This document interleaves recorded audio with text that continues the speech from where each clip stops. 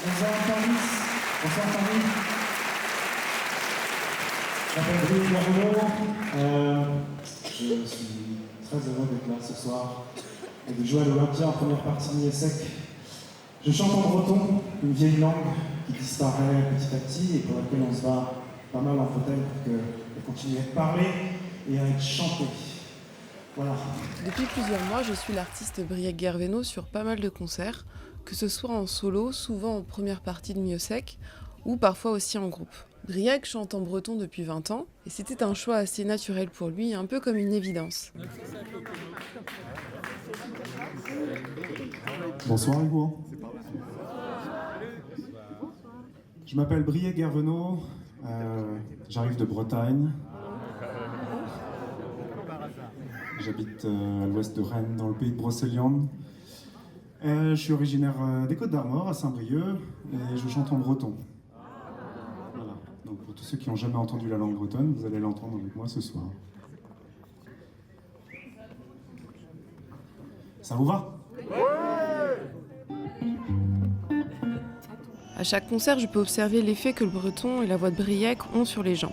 Il y a ceux qui s'excusent de ne pas être breton, ceux qui s'excusent d'être breton et de ne pas parler la langue, ceux qui parlent breton et qui déplorent un certain changement, et ceux aussi qui parlent breton et qui viennent simplement vers nous, en breton. Ceux qui ne comprennent pas la langue bretonne disent avoir été touchés par la musicalité, par la beauté et par la poésie de la langue, et aussi par la singularité de ce que Briec a réussi à créer depuis tant d'années. Chanter en breton, oui, mais pas du traditionnel, sans dénigrer celui-ci, toucher les gens autrement, dans leur trip, à la manière dont le feraient certaines Juerzieux. À chaque concert, Briec demande à la salle qui parle breton.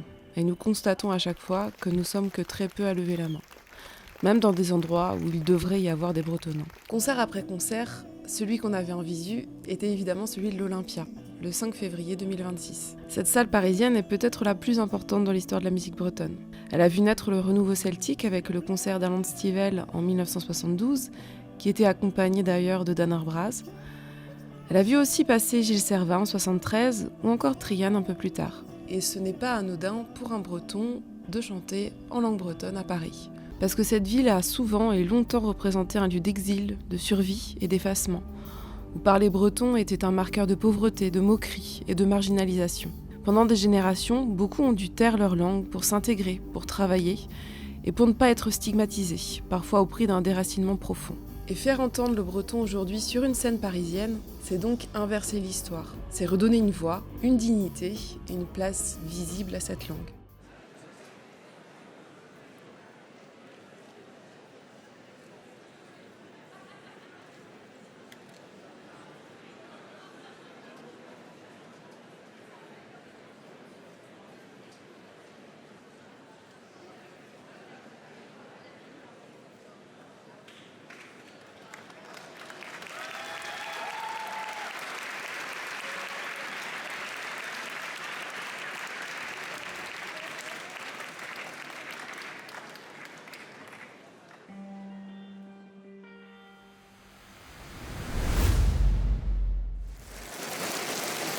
Merci beaucoup. J'ai une journée vraiment extraordinaire. Je suis parti de l'île de Groix ce matin. Je me suis réveillé à 5h30, j'ai pris le bateau, ensuite j'ai pris la voiture jusqu'à Rennes, puis on a pris un camion. Et là je me retrouve devant vous, en fait c'est assez étrange comme sensation. On va continuer avec un morceau qui s'appelle Pultran. En breton ça veut dire la poussière. Pe vam point avem, zove la voat, qu'en crisis à bon moment, pe tarallige la voix. Chaque instant que nous vivons est comme un don, aussi précieux que la lumière de l'été ou que l'obscurité de l'hiver.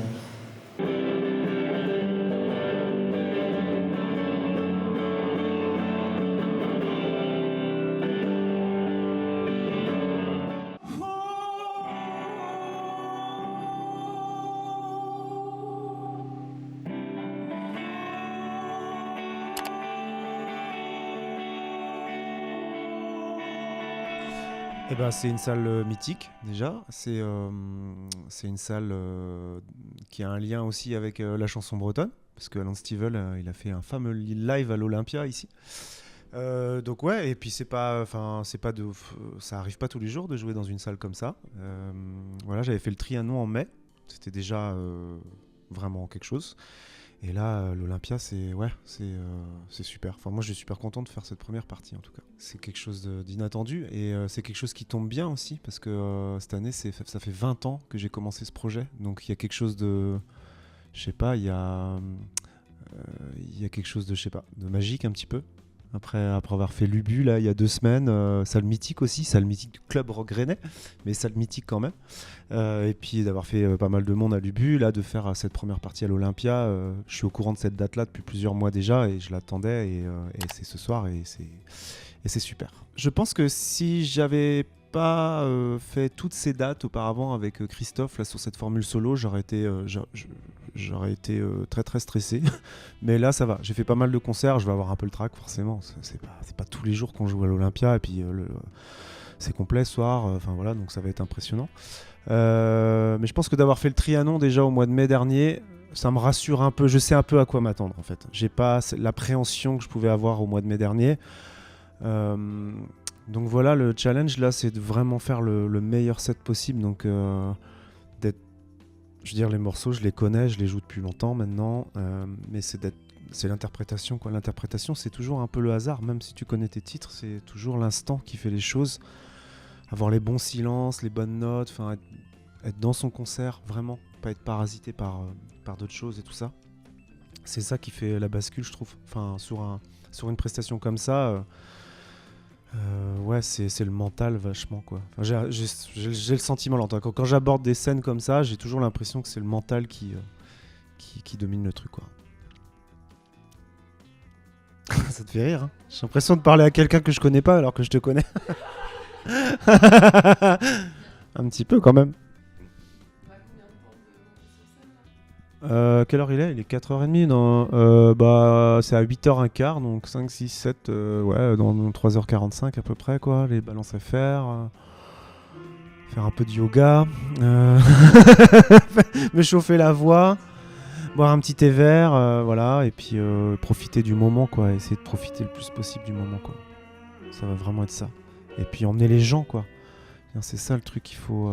C'est réussir à capter l'attention des gens. C'est pas évident une première partie. Parce que les gens, ils viennent pas pour toi. Ils viennent pour la tête d'affiche, là. Ils viennent pour Miosec ce soir. Ils viennent pas pour... Enfin, je sais qu'il y a des gens qui viennent pour moi ce soir quand même. Parce que j'ai reçu des petits messages. Mais c'est pas moi qui remplis l'Olympia. Et les gens, ils peuvent aussi zapper la première partie. Donc voilà, j'ai 40 minutes de set. Il faut capter l'attention des gens pendant 40 minutes. Pas leur faire quitter la salle.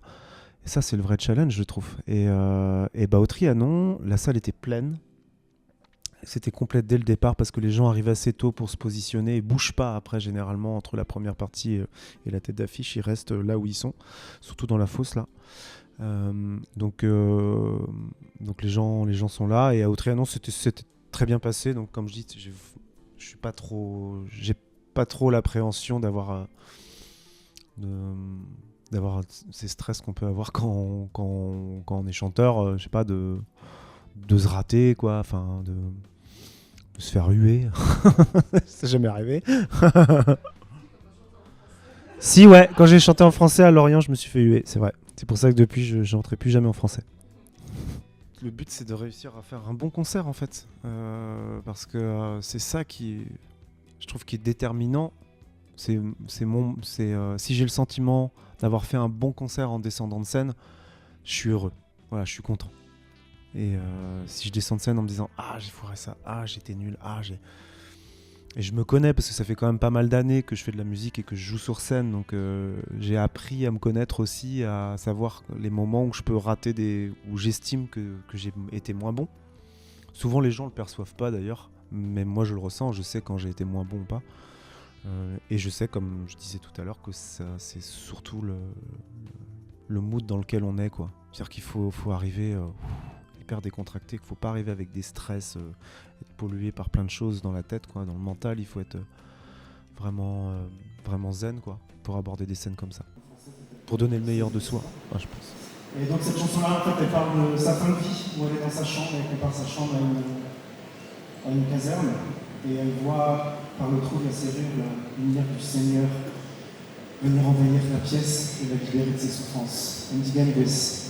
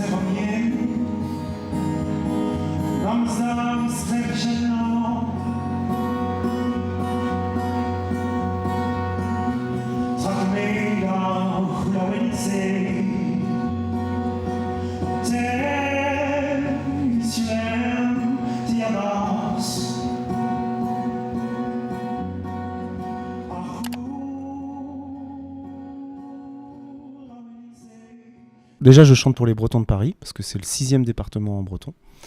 Voilà. Et puis, pour tous ceux qui sont curieux d'entendre la langue bretonne, voilà. Je pense que les gens ils sont sensibles à ça, parce que quand j'ai dit ce soir que je parlais une langue pour laquelle on se battait pour qu'elle survive et tout ça, qu'on puisse continuer à la chanter, les gens, ça leur parle en fait. Je pense qu'il y a plein de gens qui étaient là ce soir qui sont bien conscients qu'en France, il n'y a pas que le français, et qu'il y a des gens qui se battent pour continuer à pouvoir parler la langue de leurs grands-parents, et qui perdure dans le temps, et que voilà, on continue à créer.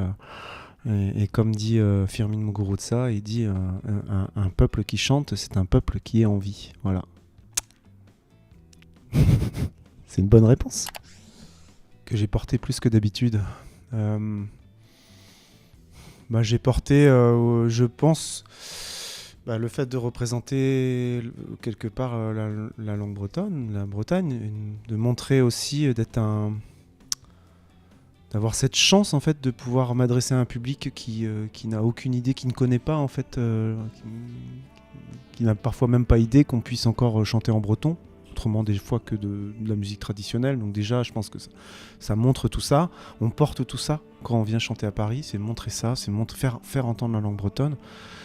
Et comme je disais tout à l'heure, c'est quand les gens applaudissent et aiment la musique, c'est gagné en fait. Et, le message est transmis. Les gens vont rentrer chez eux ce soir en se disant « Ah, j'ai vu un chanteur et chanter en breton, j'imaginais même pas. » C'est souvent des retours que j'ai. Je dis ça parce que c'est souvent ce que j'entends.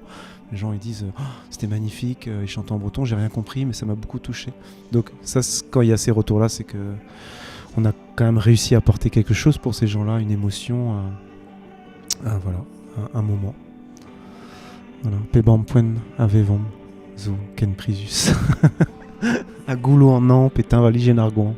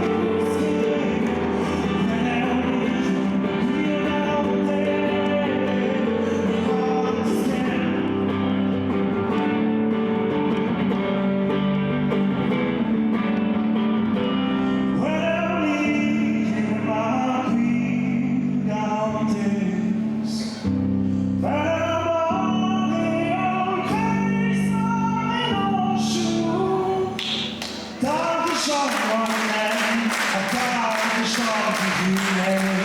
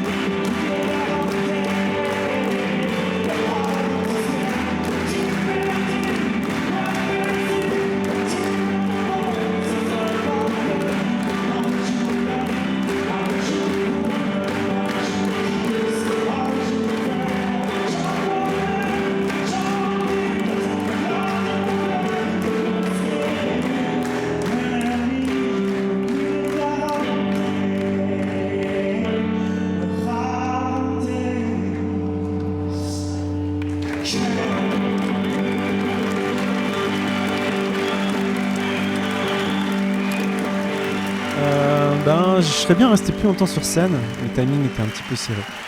J'ai dû enlever des chansons à mon set un peu au dernier moment. Comment je me sens? Super content. Je me sens bien.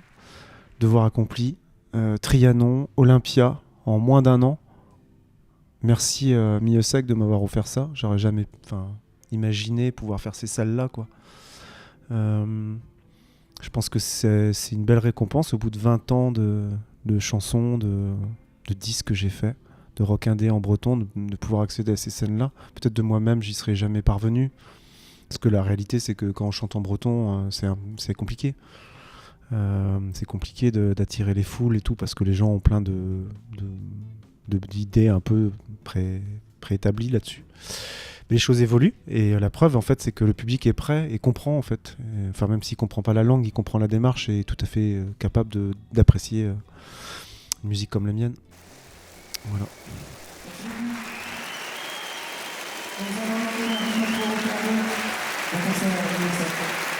Au revoir.